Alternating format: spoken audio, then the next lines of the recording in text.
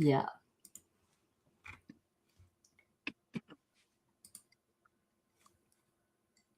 Hello and welcome to the Becoming Show. Today, I'm so excited to have my friend, an author of the book called Why Did You Load the Dishwasher Like That? And if you know Marilyn at all, she's so funny, so much fun, and so much wisdom within her. And I'm so super grateful to have you on this show today, Marilyn. Welcome. Thank you so much. I'm excited. You know what? I can't wait to ask you more about well, because when I first heard about you and your and Chuck, your husband, who you got married to when you weren't planning on getting married, and how the whole thing started, I was so like, what's the word? I would say admired you for number one, your courage, but also just for your decision. And I think this conversation is very useful and very helpful for all of those of us who are kind of a bit older, more mature, and we don't know if we want to take on another person in our life, all that trouble, all that headache and heartache. Actually, please share with us. Number one, the reason why you wrote that book. Why did you load the dishwasher like that? Well, I was in a program that you were a coach in, Yes. and one of the women in it was looking for somebody to fill the last spot in her write a book in 8 weeks. And we were on a cruise, and she said, Marilyn, if you write the book and get it done in 8 weeks, you don't have to pay me anything. Otherwise, you owe me $2,500. I had no plan to write a book right then. But I was like, wow, what an opportunity. So that's what I did. And I got it. I think it was probably maybe like 9 weeks, but it was in the, final process. But so Melody and I, we just, we're just like trying to pick something to make a cover. But why did you decide on that title, and what was the book about? Well, the book, one of the areas in the book is about the whopping mistakes, the ways we push love away. And most of these come from childhood. Like uh, if you got yelled at, if you asked questions or said anything or spoke at the dining room table, you might be an avoider. If you didn't want to get yelled at or in trouble, you would not start conversations. So a lot of people shut down because they're afraid. They don't know what's going to happen, and they don't trust themselves because they haven't really tried. Or a controller. If your parents were working and there were lots of kids and you were kind of like the person who was handling everything at home, you would tell all your siblings what to do. And so now you're the boss of everybody, except maybe your dad or maybe your mom. Right. So now you go to business, you get a job and you start telling people no, that isn't right. How do you even know everything? But you think you do. Hmm. Because if you're not in control, you're scared something's going to go wrong and you're going to be in trouble. Right. So the 9 whopping mistakes were ways that we survived our childhood. And if we don't have awareness of that, we are still living those every day. Okay. And all of us have habits from childhood, don't always serve us, but they show up anyway. Right. And they push love away, and connection and respect and kindness. Can you go through those 9 mistakes? Yeah. Yeah, I can. I've got to. By the way, in case you didn't notice, Marilyn is right now 77 and she looks amazing. No, and you know what? Her brain is still like functioning incredibly well. Not yet? 77 yet. So when is that? July 31st. Coming up. Okay. Yes, it is. Yeah.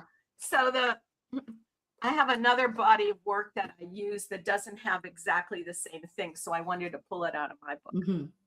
So the 9 whopping mistakes. The first one is the smart one.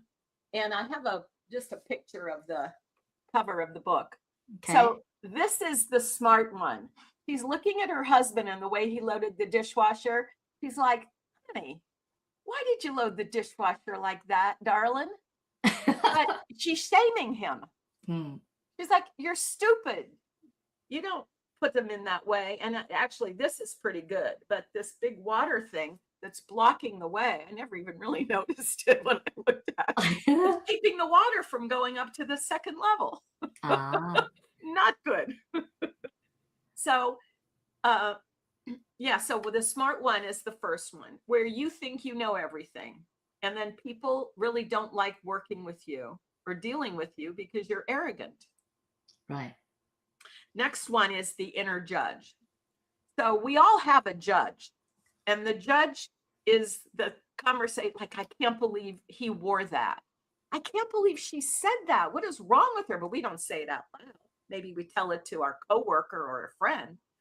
But the inner judge is the one that we hear. We don't say it out loud. We hear it, and we shame ourselves and other people. Ah, Like, oh, why did you do that? You shouldn't have said that. That was stupid. mm-hmm. So like I could say right now, oh my God, I shouldn't have interrupted you when you said I'm 77. No, it would have been perfectly fine. And you know why? Actually, I love the number 77. It's in terms of numerology, it's a very special number. But Oh, yeah. well, that'll be good. So anyway, the inner judge. You always are expecting the worst, that you're not good enough. You took that in and you've never upgraded it. The third one is the sensitive one. This is somebody who's like afraid of living. They don't want to say anything. They don't want to do anything. They don't want to get in trouble. Mm-hmm. And they get hurt easily. Mm-hmm. So, if somebody's teasing you, like, oh, wow, you look fat today. And then they're teasing you and you're like, what? Oh my God, I've got to go change my clothes. They were like, no, we're just teasing. No, I'm going to go change. Like they're so sensitive. And when someone's rude, they just take it on. Right. The fourth one is disappointed in love. So, a lot of people like, especially women, but men too, but a lot of women, you meet somebody, you think, oh, he's really nice. And then he's a jerk. He didn't tell you he really does secretly smoke. And you're allergic to smoke. So when you're around him, it makes you sick all the time. But he denies it. Or they tell you, the guys make promises or women make promises. Oh, I'm such a good cook. They can't cook. You married each other. Thinking he makes a lot of money. He's really sexy. He's fun. No, he was just doing that to get you. Now he doesn't even hardly talk to you. And she doesn't cook. She's a terrible cook. She makes eggs and meatloaf, her mother's recipe, not good. And everything else is from a package. Mm. So you're just you're disappointed in, let me just say, you're disappointed. Yeah. And they're disappointed. Right. Because everyone thought that everyone was going to be better, but they weren't. Mm-hmm. The skeptic. So the skeptic is someone who just doesn't believe anyone. Oh yeah, I paid $25 for my new purse. Isn't it gorgeous? And then people are like, and then you're like, no, you didn't pay that. That's a cheap one, or that's a more expensive one. You just don't believe anything anyone says. You doubt everybody. Someone says, I love you. No, you don't really love me. You don't know me well enough yet. And then number 7 is the avoider. So this is when people have learned to stay out of trouble. Don't say anything. Don't do anything. Maybe lie or be perfect, but you don't want to get in trouble. You avoid any kind of confrontation. So you don't ask for what you want. You don't tell people no when you've told them before, please don't do that. They do it anyway. You don't really say anything because you don't want to start a fight. Mm. So you're just afraid to show up anywhere and say what it is that you want and what you don't want. Right. And then the dominator. The dominator is the one, they have to be the one, they're the boss. They have to be the one that says how it goes, nobody else. Right. And nobody wants to work for them or with them. Right. Because they're abusive and controlling and rude. Mm-hmm. And the last one is the pleaser. Ah, the opposite. Yeah, exactly. Yeah. And the pleaser is anybody who wants to be loved. Right. And so they'll do whatever other people want them to do. So they will get that love. They don't trust that they're lovable on their own. And so the first part of the book is about those. And then the second part is about almost 40 healthy habits in the book. Okay. I'm curious. So of those types of mistakes, 9 mistakes, I would say this applies to both men and women because we both do it. It's not just more women or men. And it's not just applicable to the husband and wife, but to any relationship, work, It is. Yes. at home, right? Yeah. But I wanted to maybe focus just on our spousal or in the family for now, because I know that with other people, usually it's much easier to ignore or to not waste our energy on fixing other people. Some of us can pretty much control that very well. Most of us, anyways. Yeah. But at home, it's so much harder. It's so much harder because number one, we have a lot more higher expectation of you should know me by now, or if you love me, you would do this, right? So in terms of in a relationship, so let's talk husband and wife first, or girlfriend and boyfriend. Yeah. And I know that sometimes, especially the women, we tend to expect the men can read our mind and know what we want without us having to actually say it or request it what we want. Would you have any advice? Because I know you have a lot of advice on your book, but what kind of advice would you give to a woman now, especially Mother Day is coming up this weekend? What advice would you give a mother or a wife about getting what she wants? Well, one of the things is a lot of women don't ask for what they want, or they hint at it. The guy's not going to get it, or the partner's not going to get it probably. Or they just like drop a subtle hint and it doesn't even get heard. And then they're mad because they wanted to be acknowledged and appreciated and they didn't get what they wanted. Right. So pretty much I think a lot of people are afraid to say what they want. And one of the healthy habits is own your voice. You have a voice, use it.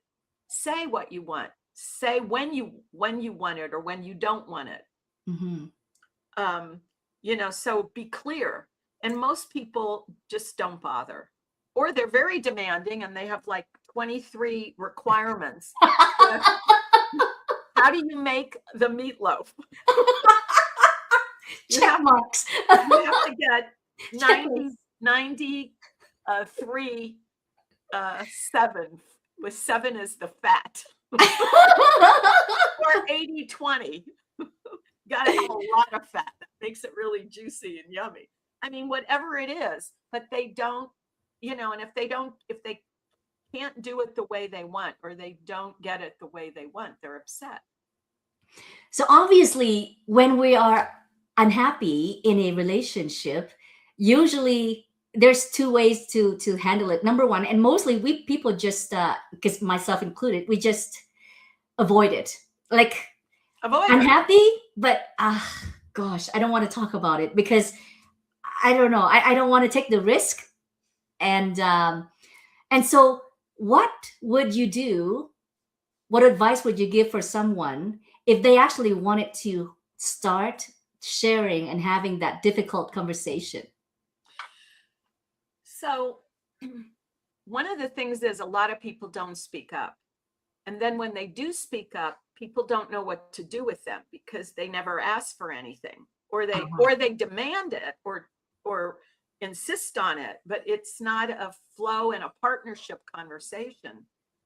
One of the things that I think is really important, well, this is like, I'm going to push this question to the side. We'll pick it up in a minute.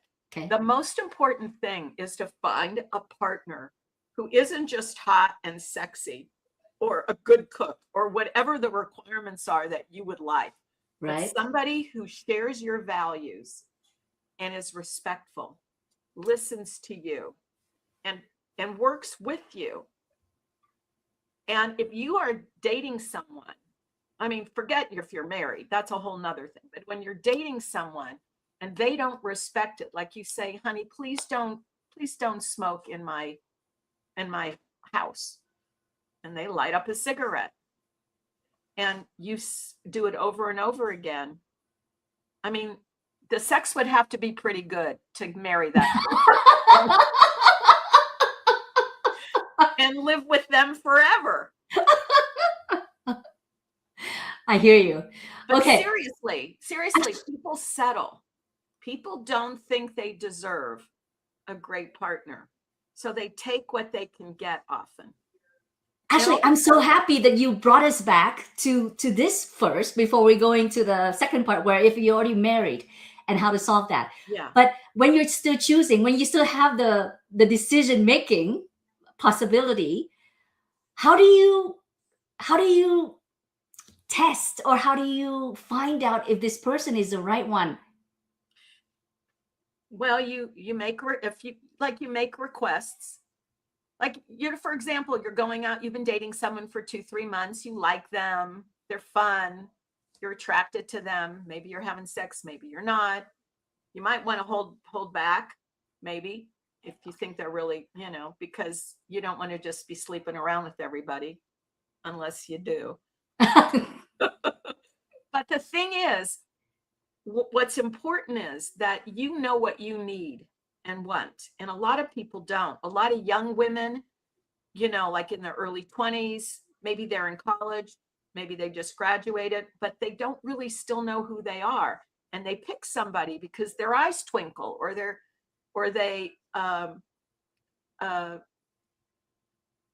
groom themselves well. I mean, but who is this person? Are they kind? Are they respectful? Are they fun? Are they serious? Can you count on them? Do they manage money? Are they good with money? Like, if you're gonna be with someone, you want to have someone who has all the skills to grow old together and have a great life. Not get somebody who goes out drinking, Monday through Thursday night. So you have to know what you need and who you are. And most people don't invest in that. And I think that's one of the blessings of my book. I mean, I wrote it in 7 weeks, but that was all I did. Literally, that's all I did. Right. But if you don't know who you are and what you need and want, then you're not going to make good choices. You might get somebody who's really handsome and has a flat stomach and he's strong. But what's he like when he gets angry? Does he punch a hole in the wall? One time I went with, like, I didn't get married till I was 49 and I started dating Chuck at 48. That's a whole nother story. But one time I went into a guy's apartment, and when he shut the door, there was a big hole behind the door. And I was like, oh, what happened here? And he said, oh, I was so mad, I just punched a hole in the wall. I was like, oh, okay. I was there about 20 minutes more. I didn't want to scoot out too quickly, but I was just like, oh my gosh, I just realized blah, blah, blah. I don't even know what I said. And I got out and I never saw him again. Actually, you know what, Marilyn? Let's spend a little bit more time here at this phase, because this is where we can avoid all types of suffering or pain and heartache. If you could tell your 18-year-old self when you were at that age or in early 20, what advice would you give her about finding the guy, the right guy? Well, Or I or even to herself in the first place? I think I really don't think in general it's a good idea to get married before you know who you are, Okay. or to see yourself for who you are. Like people can be um, like you're very sensitive. It's one of the things. You're very sensitive. And so you're disappointed. You kind of then hold back, shut down a little bit. You don't want to be demanding, but you're really disappointed and all of that. You've got to figure out, how are you going to communicate? And if you don't want to speak up, you're not going to get what you want. And it goes both ways. I mean, like, I dated a lot of guys where I was the stronger personality, not them. And I didn't want that. I wanted an equal. And Chuck was actually the first man that I ever dated. I was 48 then. I knew him casually, and I saw him every year at a conference. And the 11th year, I interviewed him. I won't go through the details. And then I sent him a transcript, and he called me back. And I had a rule. Well, I wasn't going to get married. And I didn't even date a man. If a guy was divorced less than 2 years, I wouldn't date them. Because I had, and they weren't complete. They weren't over it. Mm-hmm. And then I'm wasting my time. Mm-hmm. I can't build anything with somebody who is not aware of what's going on with them and not dealing with what they need to deal with. Mm-hmm. So I would just tell guys then, I'd be like, look, I can't see you anymore. You are not done with your wife and your family. Don't ever call me. Don't call me. Go back. This is my advice. I was giving relationship advice at like 25 and 30, like, go have a conversation with your wife. If you have kids, with your family, try to save that. Go get support. Don't be dating around and screwing around with other people. You're never going to be satisfied or fulfilled because you haven't completed your marriage, and either start it off anew or end it, and let her go. Mm-hmm. But don't be sleeping around and not complete. That's torture. I would say this. I mean, I don't even know how I knew that, but I did.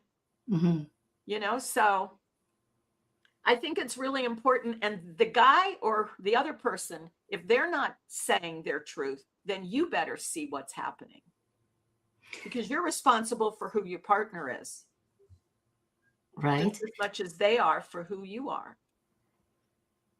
But then at a younger age like that, like when we are still, what's the word, gullible and hopeful and idealistic and all of that, and in love, how do you even think like that? Like, how do you have the wisdom to think like, okay, I got to know myself before I get married? Yes, well, that's a really good point. But if you're out, dating and having sex with guys, and then you're getting babies, like, I know people who've had 2 or 3 different fathers for their 3 or 4 kids. Like, how, Yeah, so that's the result of that. Yeah. But I guess there's always that so speaking of that, then so there's that phase, and then there's another phase where once you pass a certain age, I would say around 35, 40, where your career is established, and I'm talking about women specifically. When your career is established and you know what you want, and people, you might have date here and there, but nobody kind of shows up the way that you want because your standards are high. So then the choice is, like, you said, I'm not gonna marry. I can't find anyone I want. I dated nice guy. Almost every man I dated was a nice man, but Right. he couldn't, he couldn't partner with me and be my equal. Hmm. He was like I dated really nice men, but I didn't want to dominate them and they were going to let me. So it was like, Wow. nope, not doing that. I wanted somebody who would be my real partner, Right. you know. So Chuck was Yeah. the first guy, Right. Chuck was the first guy. the first man that, Kudos to Chuck, because Chuck is a nice guy too, but he yeah, still was able to meet you equally. yeah, he was. He was. And he was insistent when we were talking on the phone, um, when he called me back about the interview and then he said he was getting a divorce. I just said, "Oh, well, Chuck, that's great because now you're available." Like I didn't say it, but it was like he had 5 kids. Hmm. 5 kids. 14 to 24 and 3 of them were home. Like, yeah, you need to find somebody that's not going to be me. I'm never getting married. I don't cook and I don't clean. I told that to every man I ever dated. I don't cook and I don't clean. I'm a partner, not a wife, not a maid, not a cook. Wow. I was very What do they say when you say that? Because I think they kind of so you know what? Obviously, they still love you no matter what. But the thing is, for you to actually say that, I don't cook, I don't clean. I'm not a maid. I'm not a wife. I'm your partner. That is some bold statement right up front. ballsy, you could say. Ballsy. But I didn't care because I didn't want to be in a relationship where I wasn't an equal. I see. Now, if you want to be a homemaker and you find a sweet man and he's going to go work and he's thinking you're going to stay at home and raise the babies and that's what you want to do, that's great. Right. That's great. But if you're somebody who wants to make a difference in the world or just have your own career and whatever, you have to be an if your partner doesn't understand and respect that, then you're doing everything. You're making money and you're doing everything in the house. I love that you just point out that distinction because it really boils down to what you want. Because I'm sure there are other women, like my friends, they just want to be at home taking care of their kids and taking care of her husband. And that's what she loves doing, cooking. Maybe not so much cleaning, but cooking. Yes, I know she loves cooking. Because and I think that's how she shows her love too.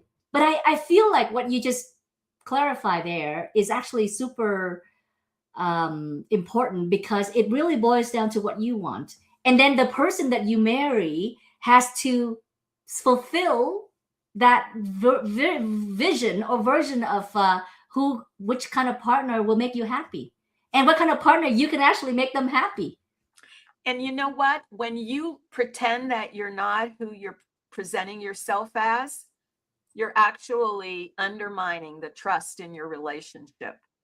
Yeah. If I had said, well, I'm not the best cook, but yeah, I like to cook and I have my, favorite meal. No, that wasn't me. I made roasted chicken and meatloaf. That might have been all my 2 dishes. Oh, no, wait. And oh, what was the other one? It was a casserole. Those are pretty hard to make. It's not that easy to make Just put those. a bunch of stuff in it, mix it up, and stick it in the oven. Okay, so that's wonderful. So that would be before getting married, and then so let's say you made the decision to get married, and now you are in a relationship. What is your thought on should we get divorced if it doesn't work out, or should we stick it out and work it out? What is your thought on that? Well, I wouldn't have a conversation. I mean, you could have a conversation like that. Like, look, if you're going to be difficult and expect me to do more than I said I was going to do, it's not going to work. Well, you might as well pick up your things and get another, live in 2 separate places or get 2 apartments next to each other. Alternate which bedroom you sleep in. I don't know, or which kitchen you cook in. But the thing is, I think most people get married before they're really ready. Mm. because, it's like, oh, I'm going to get married. And when he comes home at night and I'm not working because I'm cleaning and we have a little baby and, oh, I'm so happy. But then he doesn't do anything. If he's not a good partner and he doesn't pick up the slack or say, oh, honey, let me change the baby's diapers, or I'm going to stop at the grocery store on the way home so you don't have to shop. What do you want? Tell me the 10 top things you want. I'll run in and get them for you on my way home. If he's not a partner with you, that's not good. Mm-hmm.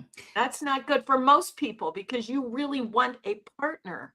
You want someone who you love and they love you, and you work together and you share things and you talk things out. And if you can't do it, then you don't marry them unless you're pregnant and your parents kick you out.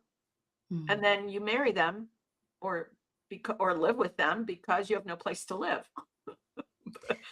But otherwise, and meanwhile, you figure out who you are and what you want and what you need.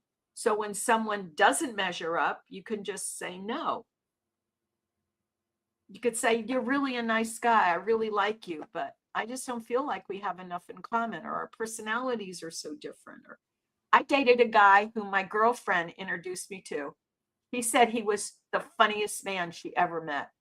Mm. No, he wasn't. Okay. Not for me. Mm-hmm. So you have to be with people and see over time, how are they? What do they do? What do they So, like? Do they so that connect? means your selection process is actually very important, and it seems like all of the decision making and the selection has to be filtered, has to be done first before you get married, because then it's much harder to change after marriage. But then in the first place, does it mean that you kind of have to move in with them, live with them in order to see what you need to see, or can we I know think, without living together? yeah, I think in a way, it's not a tragedy to live with someone before you're married, because you do get to see how do they groom themselves, how sloppy or orderly they are. Can they make anything besides uh, uh, boxed food? Can they make a salad, and is it pretty and tasty? Like whatever, because Mhm, like I couldn't be with someone if they were counting on me and I said I don't cook. mhm, Like, of course I make some things, but don't make me make every meal every day. No, mhm. no, that is not the best use of my time. Yeah. And and you know what, Marilyn? I'm gonna get right there in terms of sex. How important is it to know if you're good in bed together before marriage, or if that's something you would recommend? Well, I don't know. I mean, I grew up like in the 60s. That's when I graduated high school. Uh, I think if you are like now, if you're a confident woman, you have value and you want to have a sexual relationship, then at some point you need to, you know, go beyond a little. On Okay. the other hand, though, you want to be, you, I mean, things are so different because, I mean, I think you have to do what works for you. But if you are awake, you should know what you need, or understand, or when you see that you're not getting it, have a conversation about it. Okay. And you if he doesn't do very much, maybe he gives you money, but he doesn't really take care of things or do things, and that doesn't work for you, don't marry him. Hmm. Like, we need to get what we need. So 5 years in, 10 years in, 15 years in, our partner is still meeting us where we are. And as we grow, we adjust.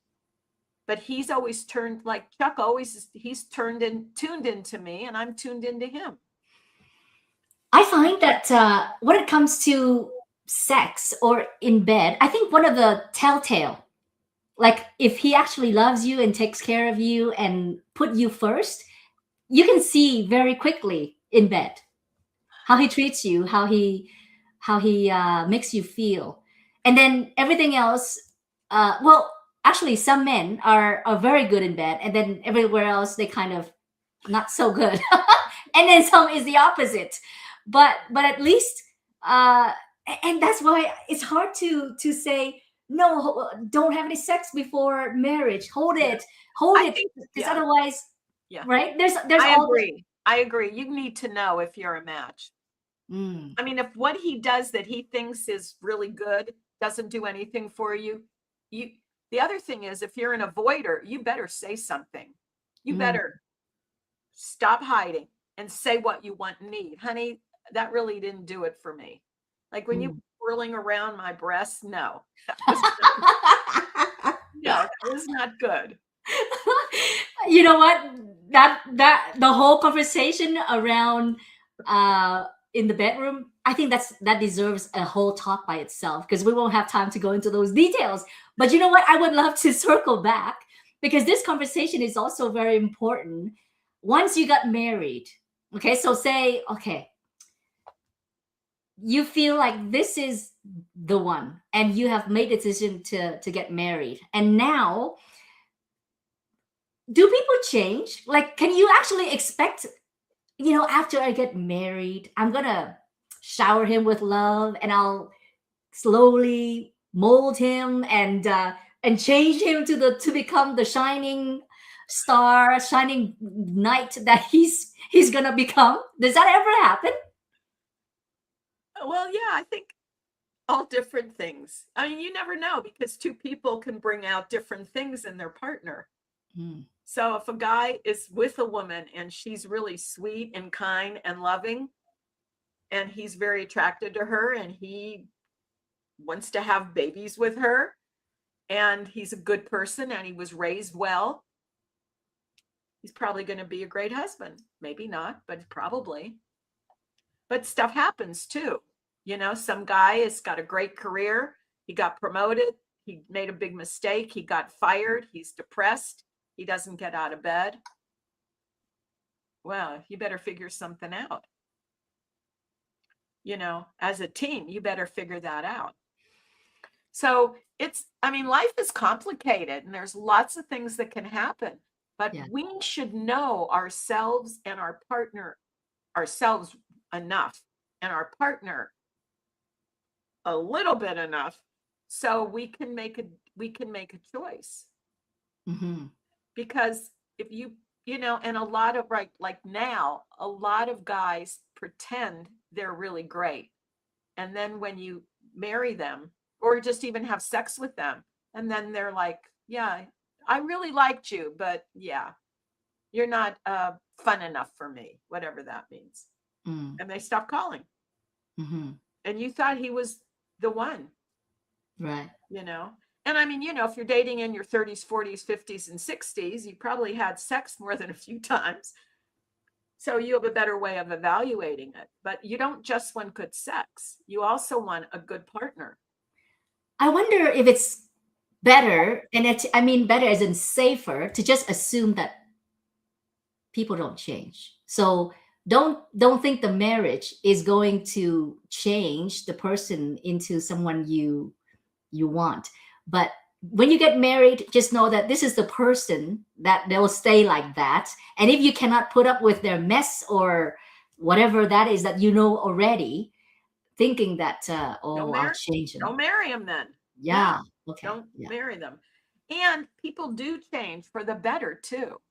I think there's a lot of guys that, maybe in their early 20s or something, and you get married, and then when you have babies, they're really good parents. They're sweet, they're great with their kids, they play with the kids, Mm, boys and girls. It doesn't have to be if it's just a boy throwing a ball in the backyard. It could be like little girl and they play with dolls, and dad sits at the table and drinks the fake tea with for the tea party. Like a lot of men, I think, fall into love with being a father.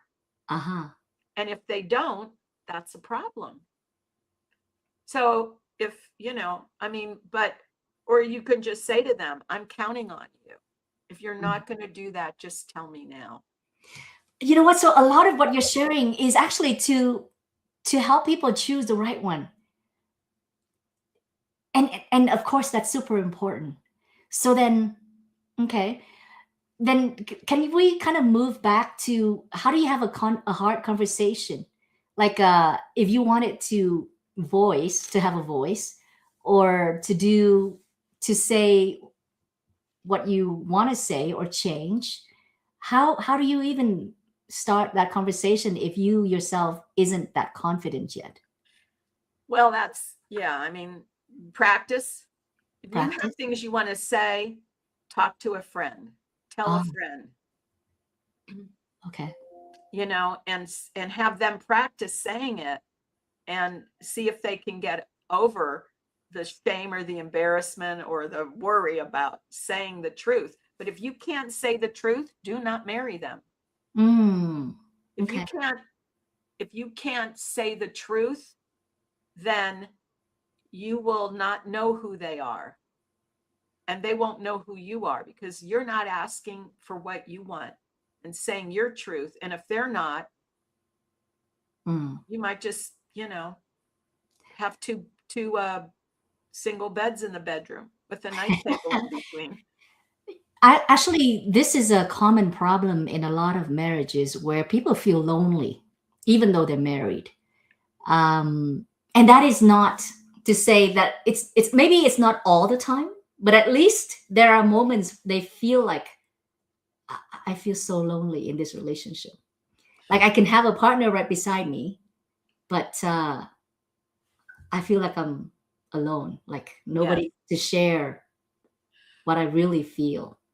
One one of the things is, you know, I mean, I I knew I Chuck and I talked. So we talked every night. When I interviewed him and then I sent him the transcript and he called me back. That first night we talked 3 hours. The second night we talked 3 hours. The third night we talked 3 hours. Maybe the next night 2.5. I had never been with a man who was smart, wasn't afraid of me. And I mean, I wasn't aggressive, but I would like say my point, Mm, I'm like an independent woman. And I would tell guys, I'm an independent woman. I don't need a man. I'd love mhm, to have a great relationship. But I don't need a partner. I'd like one. mm, And but if you can't ask for what you want, they are not mind readers, and most of them are not going to ask. mm, And if they do ask, and they're asking because they care, that's great, but you better step up, mm. or else you're not meeting your partner fully. Okay. And when you make requests and ask for things, there's a couple of things that I think are critical habits: kindness and gratitude. Well, and part of that, and respect. Yeah. They say something, you don't say, that is so stupid. No, you don't say that. You go, wow, I don't understand that. Can you explain it to me? Uh-huh. Instead of attacking them or something. If you are not showing kindness, gratitude, appreciation for what they do, I do have a funny story. Chuck would forget to take the trash out all the time. And Right. then my office is in the back of the house, and I can hear the trash people coming. Yeah. And if I hadn't heard Chuck take the trash out, then I would be like, Chuck, the trash people are here. But I couldn't really lift it up high enough, especially if it was heavy. Yeah. So I'm not that tall. So Right. anyway, um, so I was trying to think like, oh, and I'm so stressed out because I'm afraid that he didn't put it out. I don't think he put it out. And now the trash thing is going to be full, and Yeah. then it's going to be a mess. And so then he would and then when I asked him or told him, he would, take it out right away. But sometimes we missed it. And then I started thanking him for it. I said, Oh, honey, I so appreciate when that you handle that. Makes such a difference. Guess what? I didn't have to say anything anymore because he got to win with me. mm, He got to win when yeah, he showed up and was responsible for that. That made me happy. right. And so when we are grateful and appreciate what our partner does and tell them, and not just like, oh, thank you, honey, but it's like, wow, you really stepped up and did that. Thank you. That was great. Wow, I can't believe you remembered and you went back after you left the store to get the mango that I wanted you to buy. Thank you. You're so sweet. I'm so lucky. And then they're going to want to do things, and if they ought to want to do everything for you because they get a lot of accolades. But if they don't, then they might not be a good partner Mm, if it doesn't motivate them at all. And I'm not saying manipulating, but if a guy doesn't, he's like, no, I'm not leaving the house now. I oh. want to sit in front of the TV and watch a game. Well, now you can just put the recorder on, go get the stuff, come back and pick up where you left off. Now So isn't that demanding or a bit no, too? no, it's partners. It's Mm, being a partner. Like he forgot it and he said, hey, I'm on my way home. And I said, hey, did you remember to get the mangoes? He was like, oh no, sorry, I forgot that. I said, oh, would you go back? And he goes around and comes back. And I go, honey, thank you for doing that. You're so great. I'm so lucky I married you. so a lot of it is just the acknowledgement and the It's appreciation for kindness what and they do. love and appreciation. Yeah. And then doing things for them. Right. And then helping them see they could do things for you. When they're making a cup of coffee, pop your head in if I'm not on the phone or on a Zoom call, see if I want a cup of coffee too, and then just pour another cup for me. You know That what? It's funny as you share this. I'm thinking the guys should be knowing how to do this. All the appreciation and acknowledgement for the woman in the house, because usually the woman is doing all sorts of stuff which she's not being thanked or acknowledged for or appreciated because it's expected. Mommy's gonna cook. Mommy's gonna clean. yeah. But some guys really are good. You can't make an assumption either way. Right. That's Uh, true. Yes. but the point is you have to have somebody who respects and honors you and you respect and honor. When Right. that happens, you can work things out in a way that you can't when you're playing roles. Right. Right. Okay. Can you go over some of the really important habits or tips that Yes. you have? Because I know you have 42, that's a lot, but maybe do the Well, I'm top 10. yeah. So yeah, let me just look and see for a minute. So self-observation. So we need to be able to observe ourselves and be self-aware. So if Okay. I interrupt people a lot, I need to, at some point when someone says, stop interrupting me, I need to start observing that and catching myself doing it. If I want to Right. be a good partner, I can't wait for someone else to train me. I need to see that because it's disrespectful if I interrupt someone. Or, yeah. So, let me. So the thing is, we need to be self-aware. We need to know when we're being a jerk and when we're not. Mm-hmm. And that's really important because if you're waiting for your partner or even your office mate or your friend and you guys are sharing an apartment or something, if you're waiting for them to train you or tell you what they want you to do and you're not seeing it already, then you're wasting time having the same conversation all the time. Mm. Hey, did you put the trash out? Did you lock the door? Did you put the alarm on? You're like a mother with them. Mm-hmm.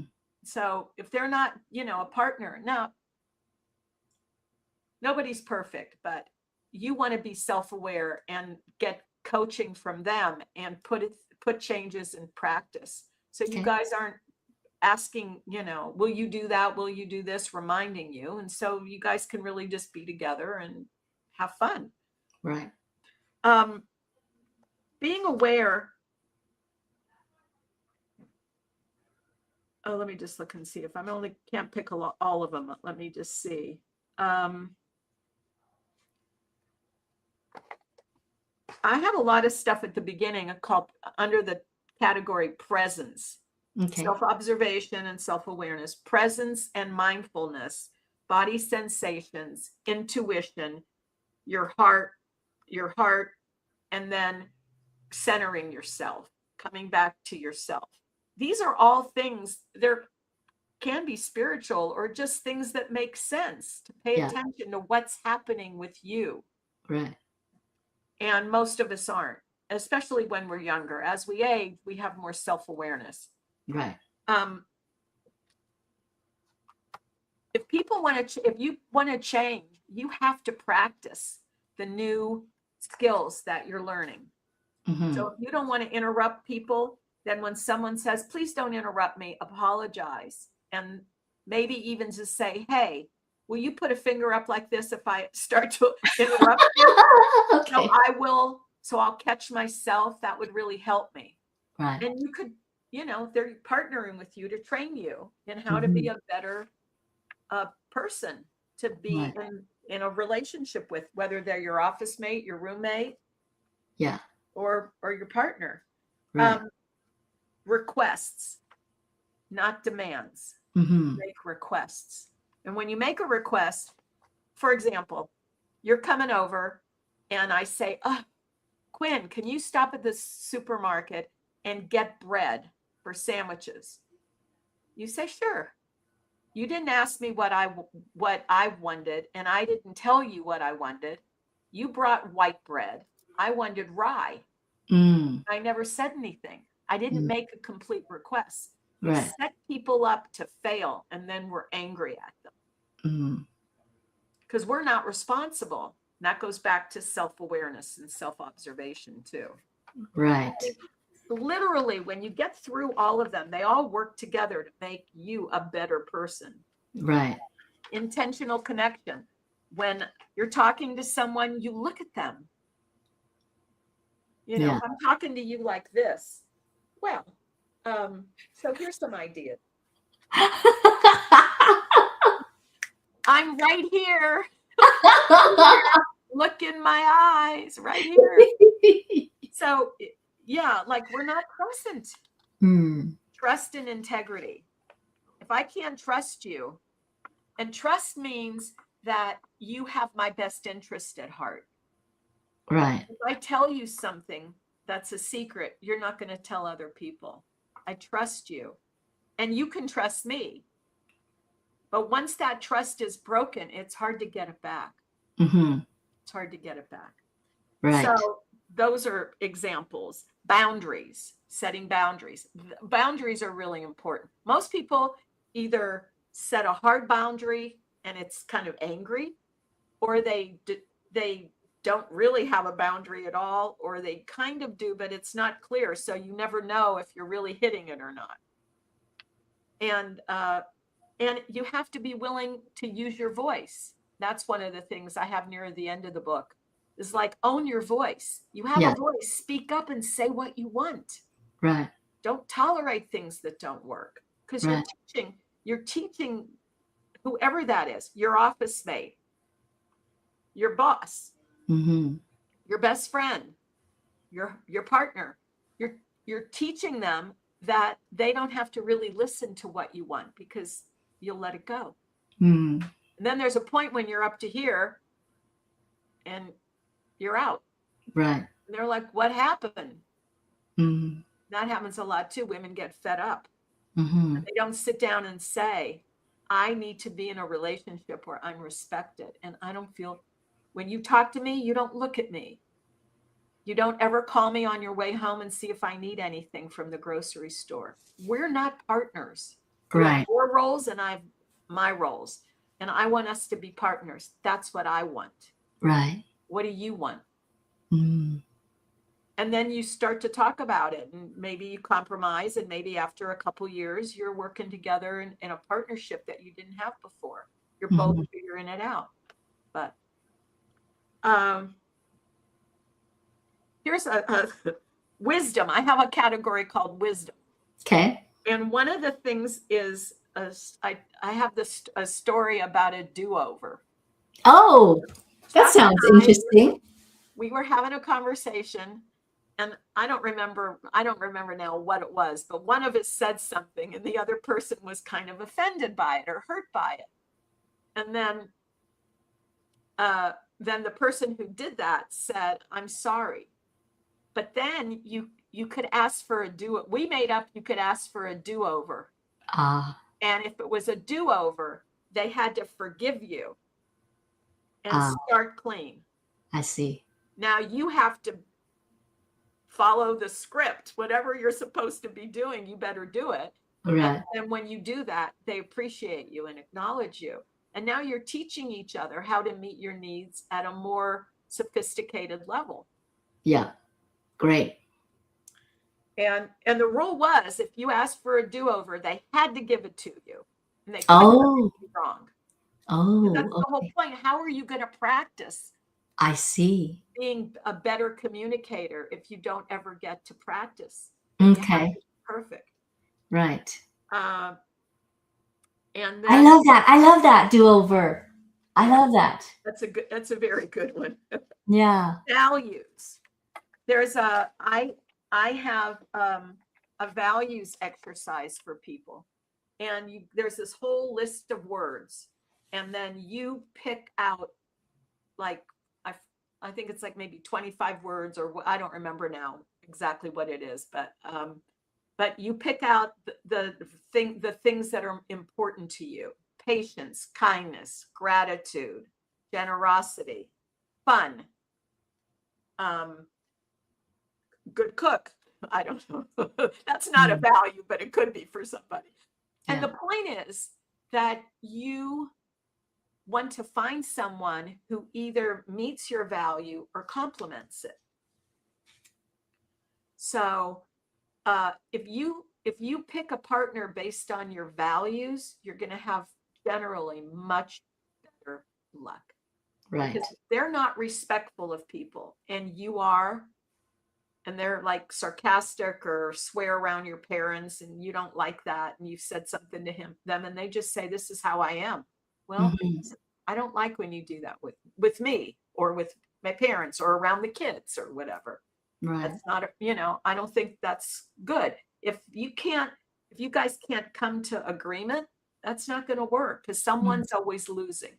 right. Right. Either you're both winning, or one person's winning, Yeah. or no one's winning. The only one that's good is when you're partnered and you support each other. Right.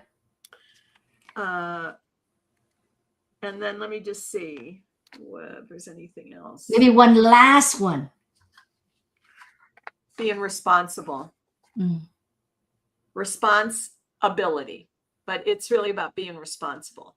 If I'm going to be a good partner, and I know what the things are that I should do, then when I don't do them, I don't wait till my partner calls me on it. I acknowledge it. I forgot to do X. I went shopping. I said I would get butter. I didn't get butter. I'm sorry.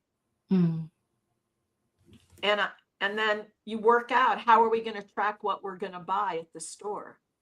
right. And you come up with solutions, so you're solving the problems. Nobody's perfect at first, but after a while, you ought to know enough about your partner to know what they want and need, and they ought to know enough about you. And if you're doing that work but they're not, then you want to say something about it. Hey, I thought we were a team. Yeah. I trust you to have my back, and a lot of times you don't. And Right. that makes me sad and hurt. And I try to do that for you. What can we do to have this work for both of us, always? Right. I love that. And also on that note, being responsible, it's much easier to get forgiveness when you are the first to acknowledge it versus waiting until they call on your shit because they're probably too mad to even mention it. They're just waiting for you to apologize in the first place. Exactly. Yes, that is very true. Yeah.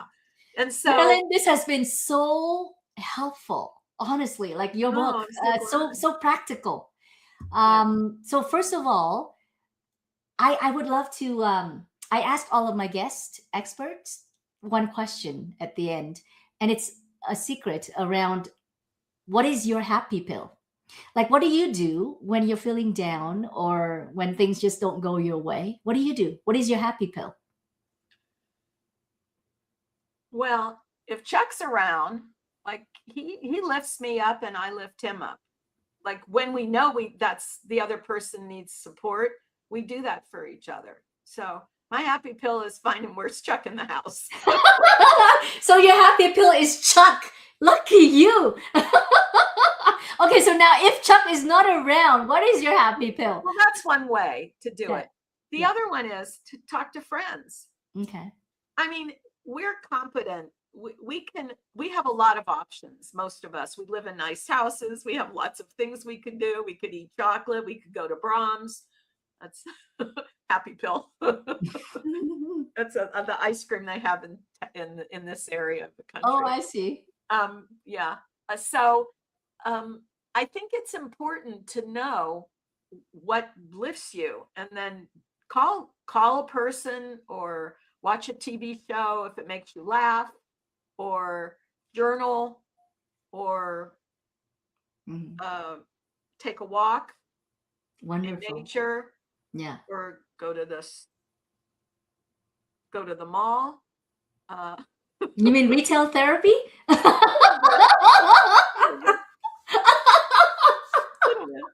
I don't really recommend. I don't think that's the best.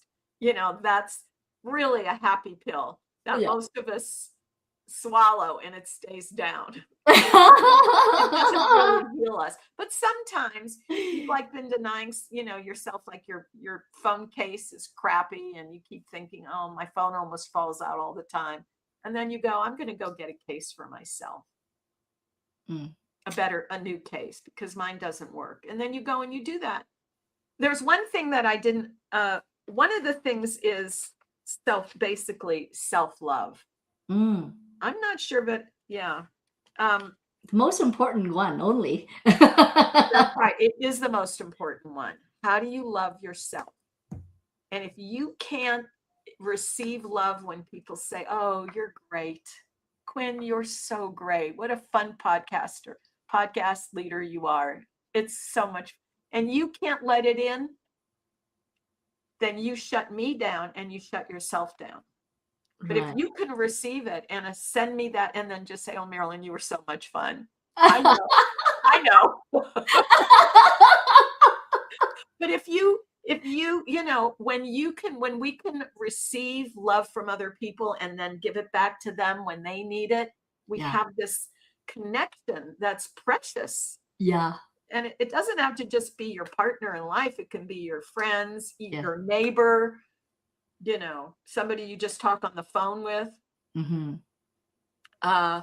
So we need to find things, reading, doing a puzzle, anything that breaks the craziness that we have in our mind when we're upset and spinning, Gotcha. or hurt or depressed. Right. We have to know what we need. Yeah. And that's a journey worth taking. Absolutely. And we deserve. Yeah. We deserve to be seen. We deserve to be heard. We deserve to be respected. We deserve to be honored. And so does everyone else. Exactly. Yeah. And if we do that, we bring people into our life, Yeah. who we want to be with and hang out with, friends, neighbors, people to go walking with, whatever, pickleball. Equal partners, people who we respect and who we want to respect and love and be in our lives. Yeah. Yeah. Well, thank you so much for this much fun interview. I told you we would have so much fun. We were laughing a lot. You laugh at everything too. Well, you're funny. And thank you so much, Marilyn, for being on this show with me. And Oh my gosh. Anytime you want me back, just let me know. yes, yes, thank you so much. And say hi to Chuck for me. I also want to just say a couple things. If people, well, I don't know, can I make some Yes, offers absolutely. or whatever? Yeah, yeah. So I mentioned an assessment. Oh no, I mentioned the values exercise. Yeah. That's very powerful. If somebody Mm. wants to do that. So my email is marilyn@marilynsutherland.com. Don't email me because I have a lot of emails. Go to my website, marilynsutherland.com, and set up an appointment for a contact. And then you can tell me what you want and we can go from there and figure out. Like, I have also an assessment on relationship skills. Very helpful. People will say, oh, I'm really good at this and I'm really good at that. Oh, no, you're not. Reality hit. But the thing is, if you're telling the truth, if you tell the truth, it's really helpful to yourself because then you go, oh my God, I'm not being who I thought I was. Right. I thought I was kind, but I'm kind of snooty. You know what? You just opened up a Pandora's box because a lot of us think we're something A, and yet people see us as B. And so you just open up a whole or Z. or Z. We're way off. We're way off. Yeah. Yeah. So anyway, those are, two things. Or people can just, call me and find out if you need help in these areas. Yeah. I'll put your information in the description so that people can get a hold of you. Yeah. Your website and whatever you want to give me so I can put it on the show. And I also I'm on Substack. Okay. Gotcha. So people can we'll also, that. Reach me there and send me a message. Okay. But the best thing is to book my calendar. Sounds good. Well, thank you so much for your generosity because that is the biggest gift, your time. Goodness. It's funny. I love working with people. I love coaching people. Yeah. And I love when they take it on and it changes their life. By the way, one last thing before you go. Mother's Day is coming up. What kind of gift do you think is an amazing gift for mothers that someone could give? Well, it depends on who the person is, honestly. But if your mom cooks every meal, take her out. Okay. If the kids are good cooks, then let them cook too. Dad supervises or somebody else comes and supervises. Don't make her do anything in the kitchen. Right. Or whatever she wants. Right. Maybe get a maid and have a maid come and do a full cleaning of the house. Okay. Whatever it is, $100 or $150. It's worth it. She doesn't have to pick up, or you could ask what mother wants. Right. I think that's the safest bet. But she might say, oh, I don't need anything. No, Mom, what do you want? We're going to get you something. Yeah. We could get you a raincoat, or we could get you a beautiful shawl, or we could get you a weekend in Vegas with your best friend. Which would you like? But a lot of women maybe won't ask. Right. And maybe because they're hopeless that they would get anything anyway. Right. A card. Well, I think that's great. Well, thank you so much for this chat. It's been so much fun.